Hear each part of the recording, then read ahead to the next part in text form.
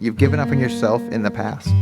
And the physiological realities of what you're experiencing, in combination with the emotional and creative storytelling that we create inside ourselves, when they all kind of gang up on the current you, and you're tempted to just crumble, what do you do to not crumble?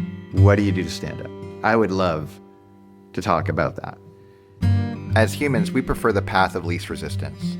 We crave convenience, the payoff without the price. But when our lives revolve around comfort, it doesn't deliver. Living in perpetual comfort leaves us weak and asleep. This podcast is an invitation to flip that script, to choose the unlikely path, to get the life you really want through voluntary discomfort. This is Strong and Awake. I'm Dane Sanders. We all know the feeling. You wake up, the alarm's going off.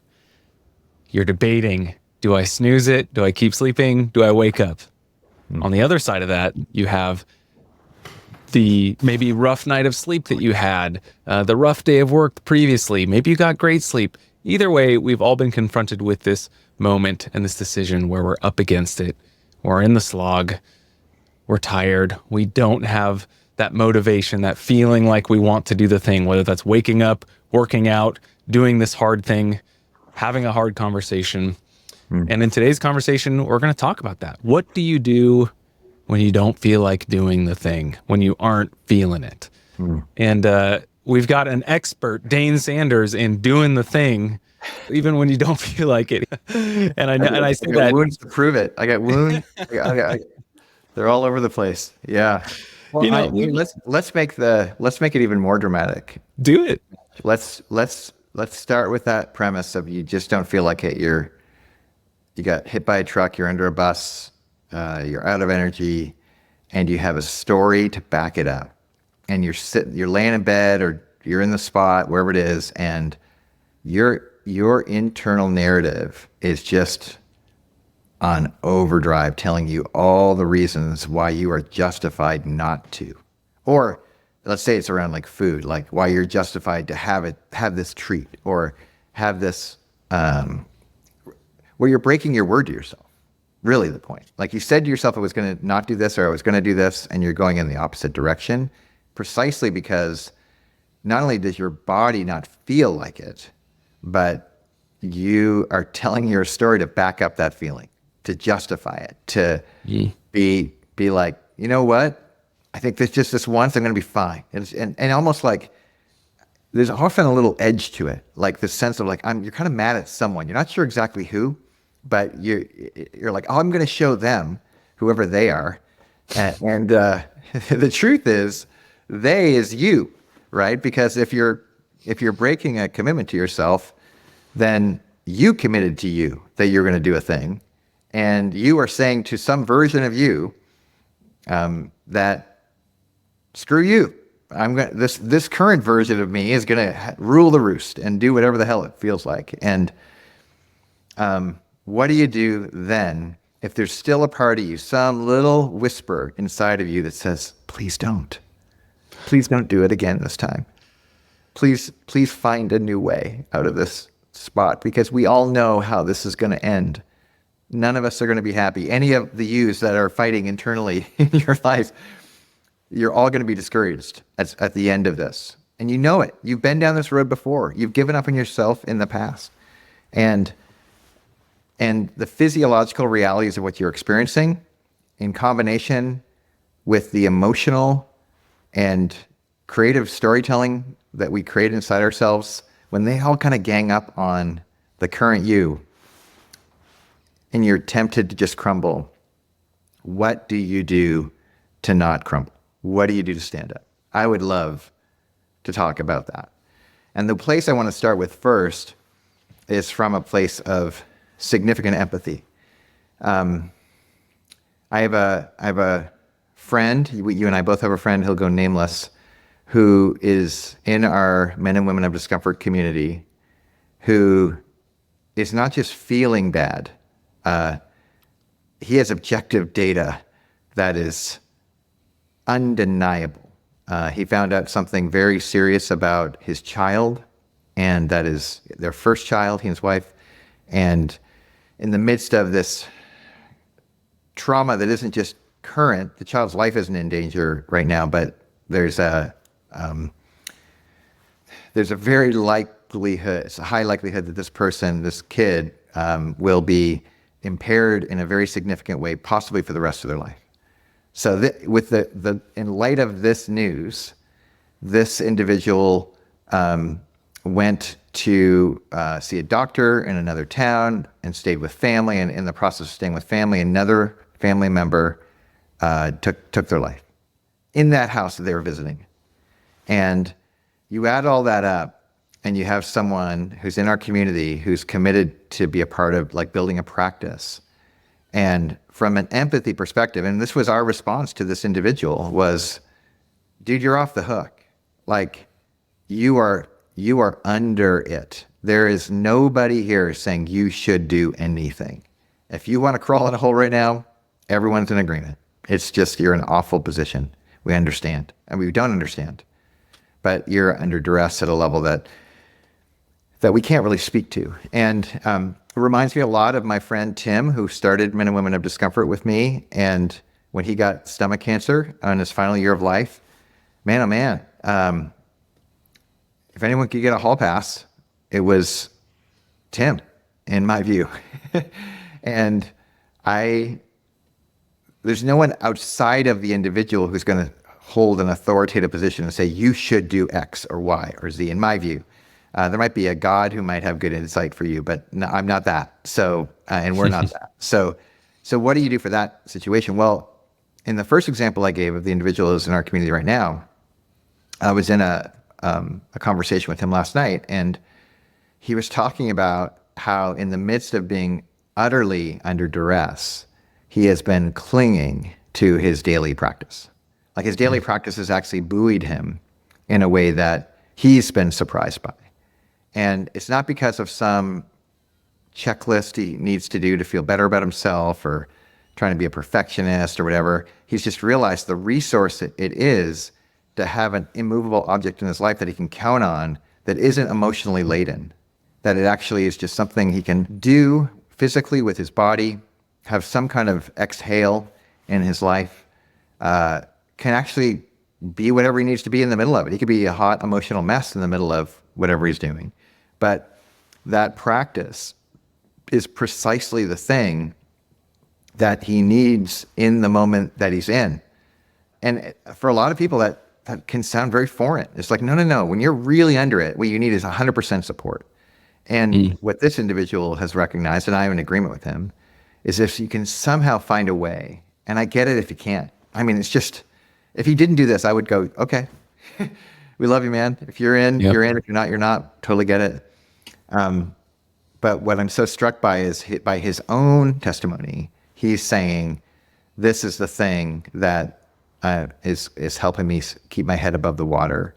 And actually to be able to be there for other people that are buried underneath the water, that they can cling on to him as he's buoyed, they're holding on to him, and they can all kind of catch a breath because he has some stability in the midst of the storm that maybe others don't have the habit or ritual or practice to hold them up in certain ways.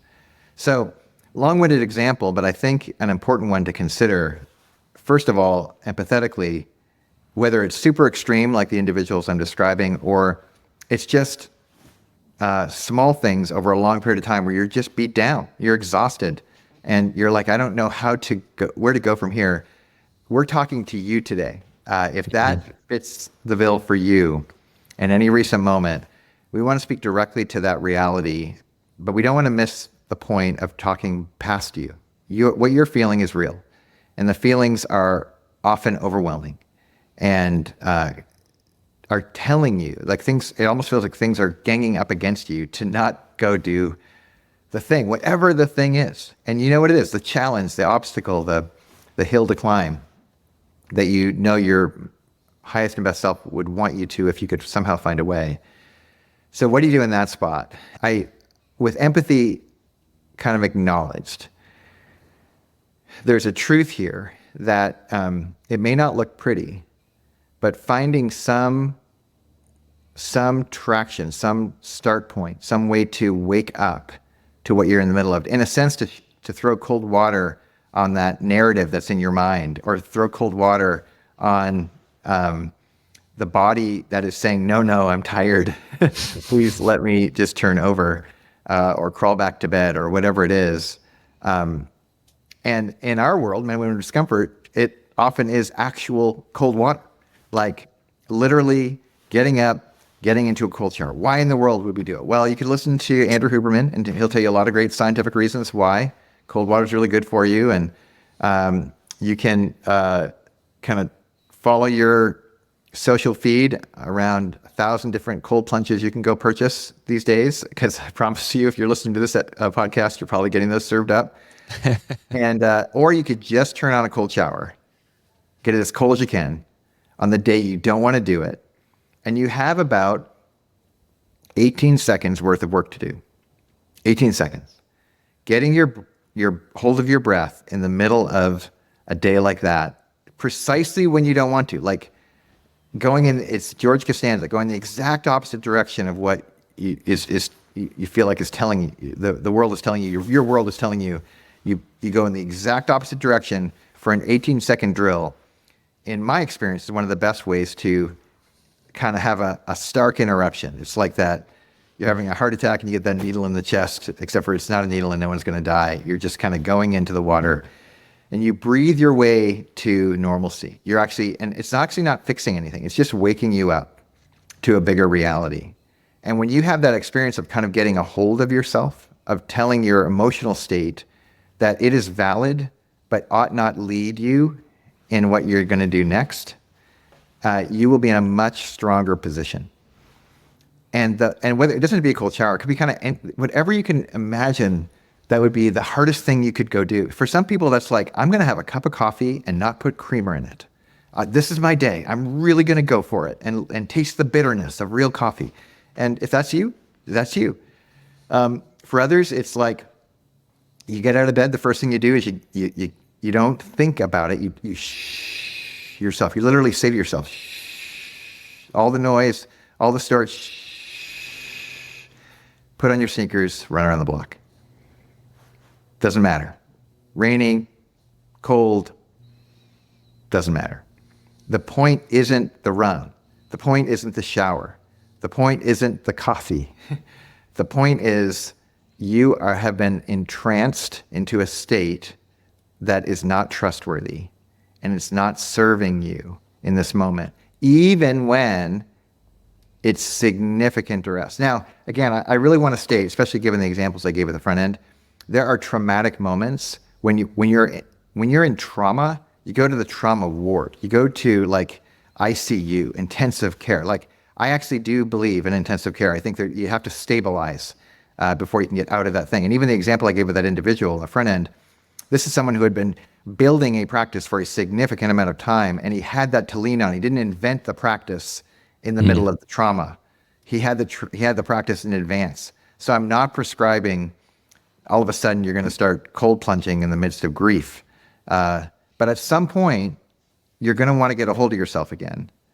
And whenever that is, these are the patterns that we've seen consistently start the process of finding a way forward, not only in a moment, but when it becomes a habit that turns into a routine, that turns into a practice, it actually becomes an asset in our lives that we can lean on in order to get out of these kinds of holes consistently on the daily.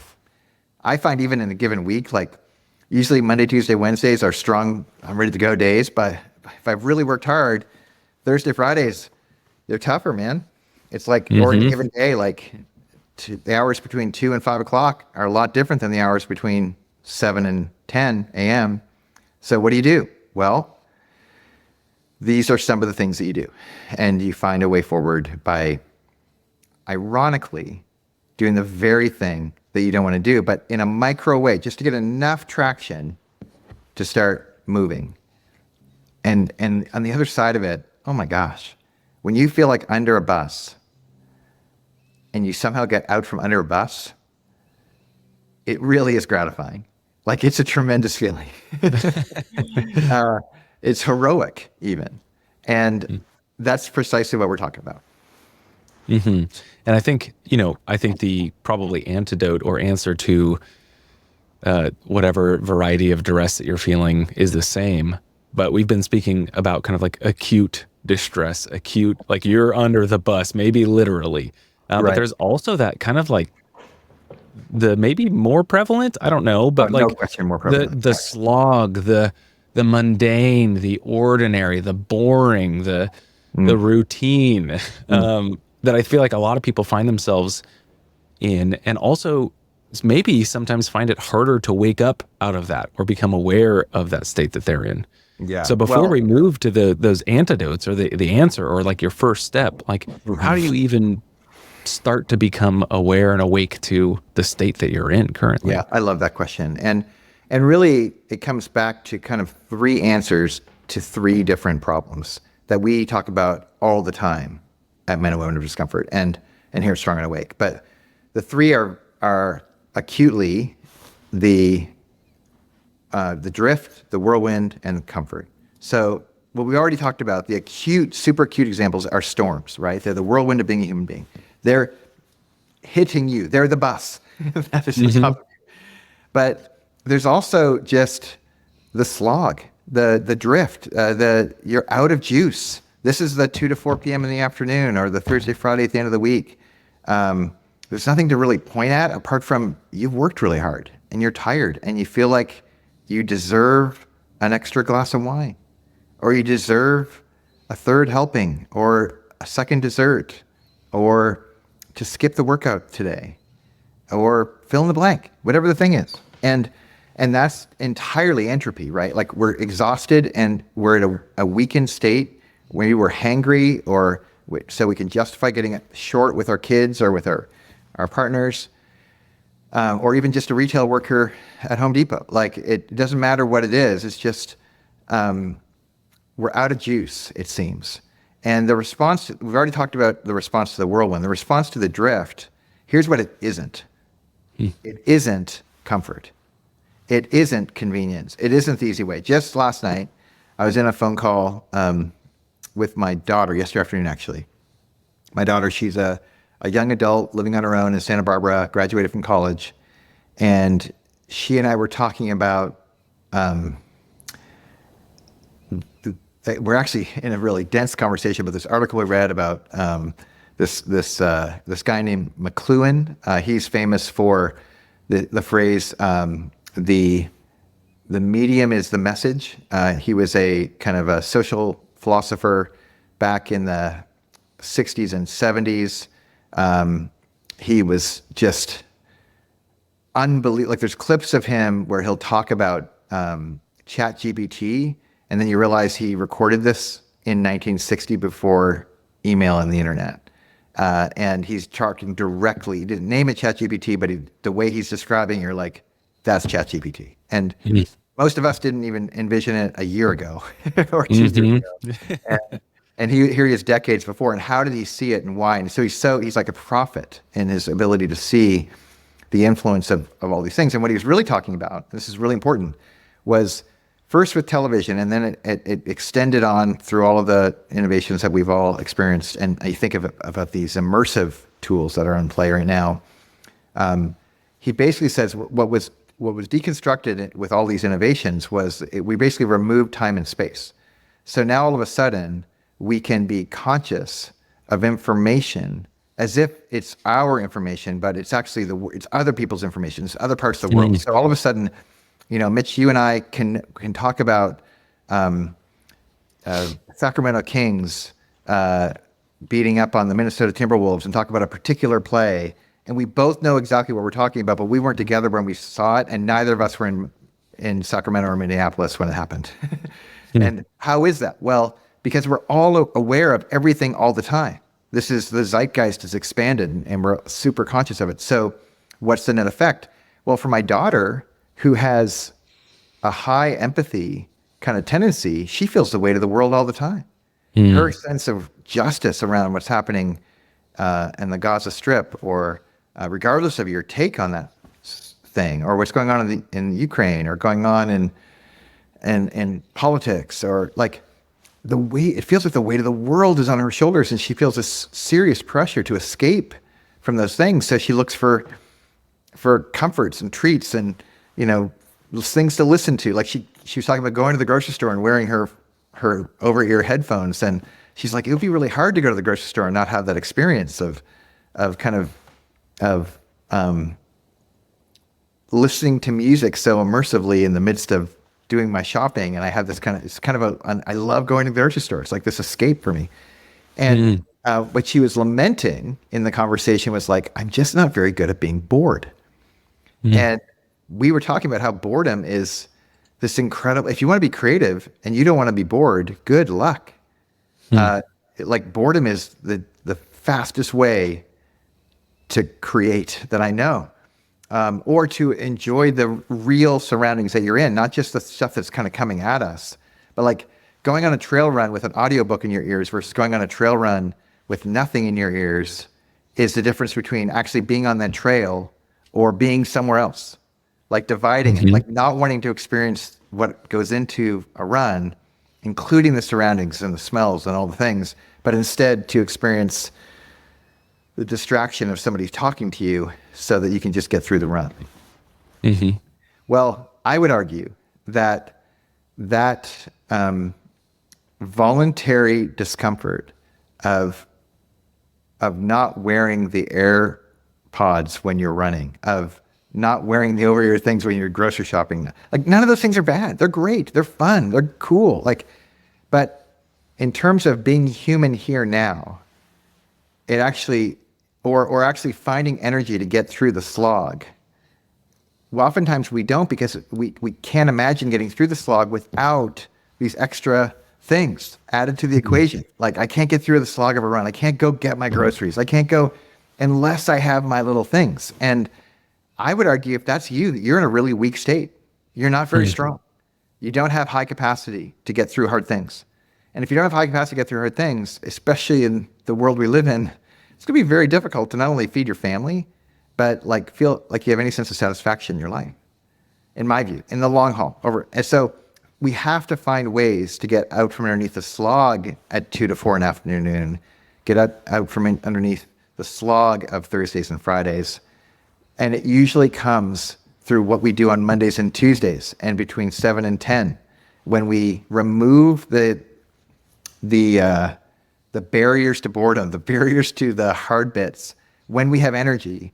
Because ironically, when we do that, we actually become energetic. Like it improves our capacity to do things. When we make those investments on the front end of a day or the front end of a week, we actually not only get more done in those front ends, but oftentimes we actually have a greater capacity to get through the tiring moments later in the day.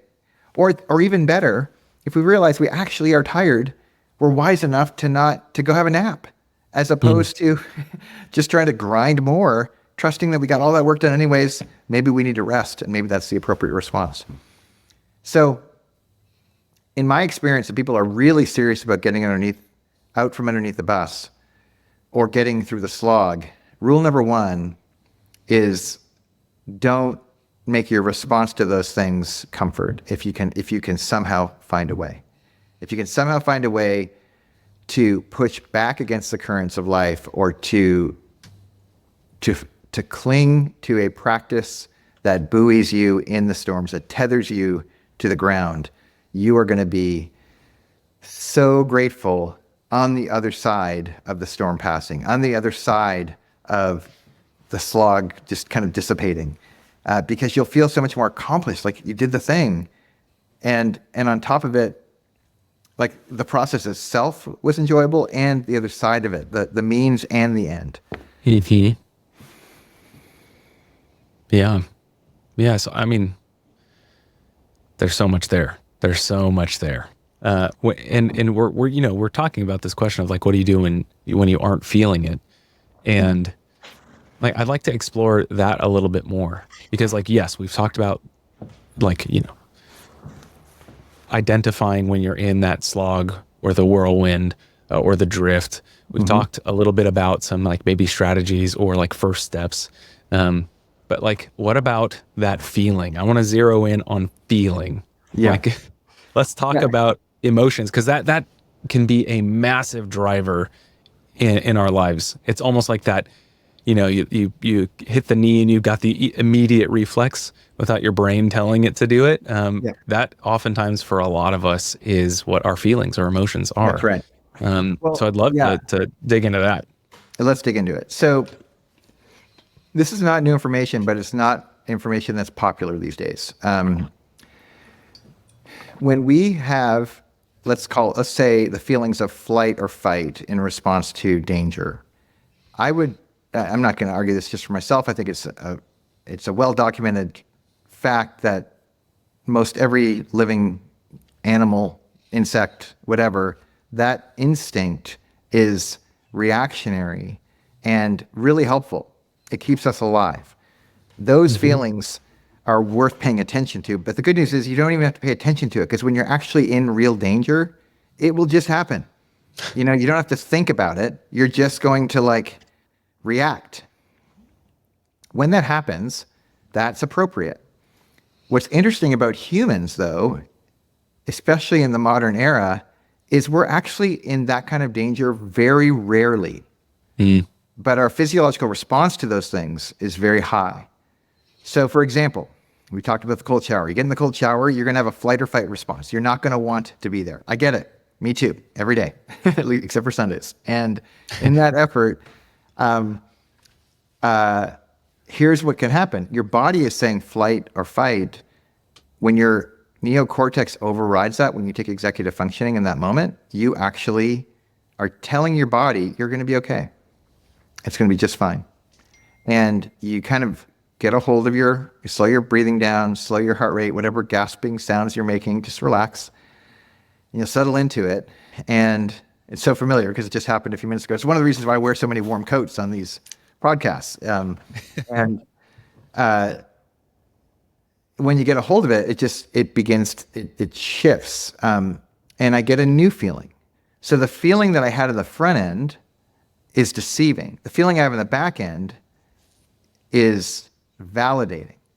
But in both cases, all feelings do is tell us how we accurately feel in a given moment.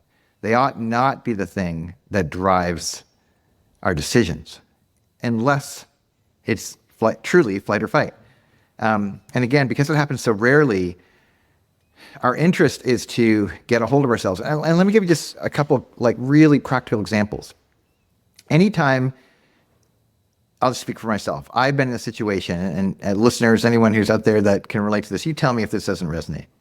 You're in a situation, someone says something that's triggering to you, and you get angry, disproportionately angry. How do you feel on the other side of that disproportionate anger? Almost universally, when people slow down and relax, they go, "Oh, why do they get so mad? I'm so pissed I got so mad." Or you're rude to the kids.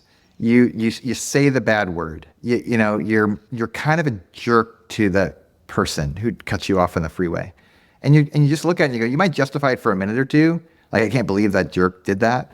But then at some point you go, but I was the jerk who flipped him off after. What's that about? I'm that person. I would rather flip those feelings. I would rather not feel justified on the front end in exchange to feeling great on the back end. But that only happens when you get cut off on the freeway and you forgive the person. Like right then. You don't escalate, you don't match it, you don't get your way at Home Depot, and you don't get mad at the retail worker. You actually start thinking I don't have to work at Home Depot. That's being at least you don't have to work at Lowe's. I mean, come on. Yeah, really. And I used to work at Home Depot, so I don't know why I say that. It's a really cool idea. But you get my point that you're going to feel something in the front and you're going to feel something after, no matter what. If you want the feeling after to be really strong, you need to find a way to override the feelings you're having in the short term. So this sense of delayed gratification, that's a feeling. That's a highly attuned human skill that very few people cultivate, because Short-term gratification is comfort. Long-term gratification is putting off comfort to have real comfort. You know, we've said this before, but this is the great irony of men and women of discomfort is we're more committed to comfort than almost anybody because we're willing to suffer for it to get the good kind of comfort that comes after, not before. If you're getting it early, you're getting paid early, and you're going to be resentful for the work that comes next. You do the work first and you get paid for a good day's work, you're going to be really happy you did that work. You're going to be grateful. But you get the order wrong and everything goes sideways. And the order usually is connected to over-indexing on giving power to our emotions. So it's when we're in the middle of the moment. So when we have that flight or fight experience, our job is to go, are we actually in that experience? Is this actually a moment for me to get upset? Or is it a moment where I can tell my emotions, like, I hear you and your feelings are valid, but I'm going to attend to you in a minute after I make the stronger leadership move to self-lead in a direction that's toward love or toward something that's transcendent or bigger or more attuned with my higher ideals. And if you do that, even though it's hard in the short term, about 18 seconds later, you're going to find yourself feeling like, I'm really glad I did it that way. In fact, 100% of the time, you're going to feel that. Right. And I think it's important too, like your kind of statement in passing of like, I hear you, I see you, emotions, but I'm just not going to act on that right now, or I'm not going to give that power. I'm going to wait or delay a little bit. I think there's this misunderstanding, and maybe with a lot of our listeners too, of like this, what stoicism has become to like be understood as like, and you know, there's a lot of arguments to be made that that's not a really, when we talk about being stoic, that's not really truly what being stoic was about. But what I don't want people to hear is that we're saying feelings are meaningless, feelings are worthless, like suppress them, ignore them at all costs, right? I mean, unless that is what you're saying, Dane, but I don't think that's what you're saying. No, well, it's, I think, maybe save it this way. If I'm a parent and I see a kid, like a toddler, having a temper tantrum, I think that's what our feelings are like. It's like those reactionary short-term feelings, those bursts, they're the part of us that are still very, very young and can't actually discern between thoughts and feelings and who do I want to be and all that kind of stuff. You haven't come into yourself yet. So we don't get mad at a 2-year-old for having a tantrum because they're 2-year-olds having tantrums. That's what 2-year-olds do. It's kind of their job in the short term, right? And at some point though, if they're still having tantrums at the grocery store aisle and they're 26, or 47 or 92, 92, good luck. But 46, 52, that's bad news, man. It's bad news. And what do we do with our toddlers? Well, we acknowledge them, we see them, we don't get mad at them. Oh, well, sometimes we do, but we try not to. We don't feel good when we do. But most of the time, smart parents, what they do is they pick their kid up and put them in a new context. They don't attend to the feeling directly. They just put the kid in another place where the feeling will shift. And why wouldn't we do the same thing with our little young selves that are having these reactionary moments? So I think it's just recognizing the nature of what it means to be a human being, that these are very predictable patterns that happen over and over and over again. We just don't always cooperate with those patterns in a way that sets people up to flourish. And we're tempted to just go with the flow, go with our feelings. And we have a cultural moment where the therapeutic is one. It's all about, how do you feel? And it's like, I don't know that my feelings are very relevant right now. Thank you for asking, but I'm feeling really sad and really angry. And I'm intentionally, in a disciplined way, going to attend to those in a minute. Because right now, what's required is a decision, and I want to make the most loving decision I can. And if I go off my feelings, I'm going to punch you in the nose. And I don't want to punch you in the nose. I don't want to be that guy. So what would it look like for me to slow the train down, make a decision, do the hard thing?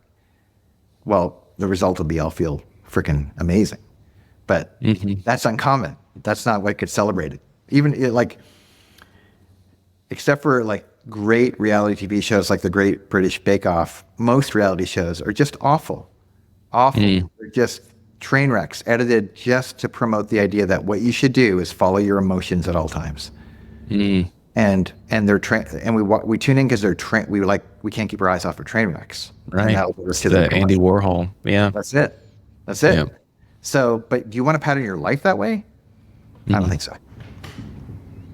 Yeah. Yeah. So going back to some of these like next steps or strategies, you talked about being okay being bored, like releasing on some things or giving up ahead of time some things. You talked about in the moments, breaking yourselves out, doing the hard thing, going in the opposite direction, hopping in that cold shower. What are some other, like, maybe things we often talk people often talk in this kind of context of becoming a better person, or rather doing better things almost. They talk about motivation. How do you hack this? How do you get more motivation? And I think we can like rely a lot on that almost extrinsic motivation. Yeah. And I think, you and I have had many conversations in the community about extrinsic versus intrinsic. And I'd love to kind of invite our listeners and viewers into some of that conversation as well.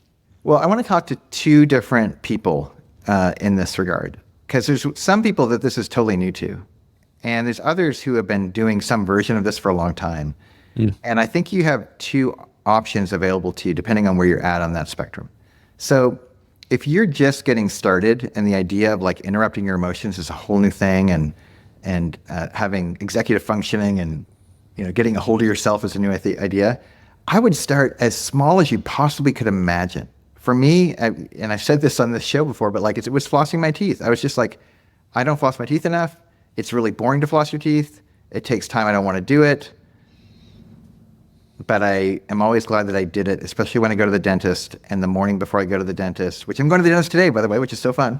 And because I floss every day now, right? So it used to be I'd go to the dentist and the morning of, I'm flossing my teeth to make up for lost time. Cramming. My mouth is like oozing blood as I'm walking in, and they're like, "Do you floss?" I'm like, "Oh yeah," and they're like, "We know." Like, there's no hiding. Like the proof's in the performance, right? So, but that's not true anymore, because years ago, I got really clear. It's James Clear's little extrinsic hack of habit stacking, where you put a habit that you already do that you won't ever miss. For me, that was going to the bathroom in the morning, in front of flossing your teeth, and making that a religious rule in your life, so you don't get to go pee until you floss. Well, I instantly started the habit. I never missed a day since, except for when I don't have floss, and that's been very rare. I mean, I buy in bulk these days, so I'm in good stead, and I'm a flosser. That's what I do. It's on my habit list, and it shouldn't even be on my habit list, because I don't miss. This is who I am now. And whatever that is for you, to get some traction is totally fine. And the least amount, the better. This is where I think I would totally endorse James's Clear's new Atom app. It's so clever. Like, it's a habit creation, Atoms, ATOMS. It's a habit creation app that he won't even let you put in more than one habit at a time until you get a streak of like 30 days in a row. It's so clever. And minimal viable is the whole point. And he has all this great training. It's an amazing, amazing little app that he's created. And I think it's great to get traction and get started. But for other people who are hearing this, and maybe you've heard me give that example too many times, they're like, I get it, man. I have flossed my teeth. That's not what I'm looking for. I'm looking for something that actually, I have my streaks. I've set my environment. I've done all the little external things to get things going. I've done my stacking. Well, good for you. Now is probably the time to graduate from external motivators to internal motivators. External motivators are these kinds of things that give you status or show you that you've done something, like streaks or badges or gamification. And all those things are really helpful on the front end of getting things going, but they won't sustain you. At some point, they just kind of get boring. They just aren't enough. And you start to realize, like, I'm doing it for the streak more than I am doing it because I want to do this anymore. Well, to get it to a place where you own it more authentically, you start to go internal. And the three greatest motivators for that are to increase your agency. So I am the kind of person who does the hard thing. I feel like this is hard. that means I go towards that thing. The bell goes off, I don't run away, I run toward the bell. If that's your bias and you practice that over and over again, or at least it's your commitment, you're going to find that pretty quickly. And if that becomes a habit, you're gonna grow in your character exponentially. And it's not going to be because anybody gave you a trophy. It's going to be because you understand what kind of a benefit it is to have agency in your life. And that's just one. Another is like just deciding I want to get better every single day. That's internal mastery, competence. The idea that if I can get a little better every day, I'm going to actually enjoy. It's like a little investment, a vote for myself, a compound interest thing that over time increases in value. And there's no question that's true. And the third is, if you do this in the context of community, like we do at Men and Women of Discomfort, you belong to something. We have a really interesting phenomenon in our community where when people are first starting out, they join and they start kind of hacking our community. They start co-opting. They're kind of doing some of our things, but they kind of take a couple and they don't do it in community. They kind of separate off on their own and kind of customize it. And they think that's appropriate. That's good. And they think it's maybe even agency. And they're misunderstanding entirely because by not participating in what we're doing, they're disqualifying themselves from belonging to the thing that we're doing collectively, which also offers a tremendous sense of internal purpose and power. All these things, agency, mastery or competence, and belonging, these are straight out of fantastic science. Self-determination theory, look it up. It is the most persistent theory of motivation in all of psychology that I'm aware of, in terms of great studies that back all of this up, that these are the long-term drivers, these things that persist over years and decades when you invest in them. So get started with those external things if it's helpful, but as soon as you can, wean yourself off of those things and get on to these more intrinsic drivers that you can really start stacking and building and actually build a life around, a context around. And that's precisely what we do at Men and Women of Discomfort, is we spend in 90-day chunks, little windows to maybe leverage a couple extrinsic drivers, but pretty quickly people start getting into the intrinsic drivers and they're hooked for life. They're just like, I found a new way. Whether they're with our community or not, they found a way that is sustainable for the whole of their lives. I mean, I don't think there's a more appropriate bow to tie on the end of that, Dane. Well, I will say this. If people don't do Men and Women of Discomfort, that's fine. Find something. Find something. And it's okay to start with some experiments. Do that. That's great. But don't write us off too quickly. It might be that for a few of you who are listening, this, like getting involved with our community, even going just to MWOD.io and filling out the application, and don't sign up, just fill out the application, answer the questions, would probably do more to move you in the right direction than almost anything I could imagine. And hear it from me. I'm co-founder. You don't have to sign up. Just go do the thing. But the application alone for some of you will reflect back to you like a mirror some really helpful internal conversations to figure out, what do you really want? And as you do that, I think the path will start to become evident for you. Well, there you have it. You can find that link in the description, in the show notes, wherever you're watching this, below this video or audio. You can find that link. It's MWOD.io. Thanks again, Dane. Thanks, Mitch. This is Season 1, Episode 12 of Strong and Awake, the Unlikely Path podcast. Men and Women of Discomfort is our membership community, and we are open to everyone. But keep in mind, our tagline is, it's probably not for you. If we're wrong about that, or if you want to find out for yourself, you can find us at MWOD.io.